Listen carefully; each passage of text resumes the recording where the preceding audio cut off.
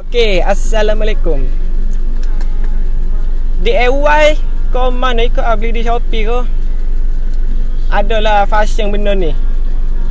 Ya selagi tu ya ada nombor. Berbaloi lah kalau beli benda tu. Bagus lah. Untuk kita nak cek bateri kita masuk berapa-berapa. Ni tak ada nombor ni. Kalau kita cocok ya masuk ada nombor lalu. Beli rasa untuk nak tahu bateri kita tu masuk berapa, cah masuk berapa, 12 volt ko, 11 volt ko, 10 ko. Kalau 10 ke bawah tu out tu bateri. Ataupun pada bateri longgar. Lepas tu selagi pula cara kita lah ni. Allah orang gede. Cara kita lah ni. Cabutlah hok mana-mana kepala bateri hitam ataupun merah. Cabut je lah. Untuk cek alternator lah.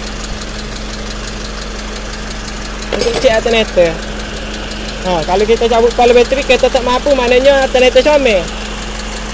Lepas tu kalau bateri kong ataupun weak, bateri kalau tempoh 3 tahun je.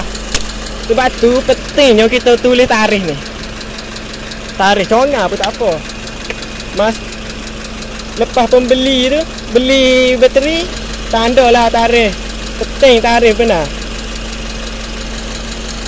Macam itu sajalah. Okey. Kak Ban. Baik Tom. Alay wah.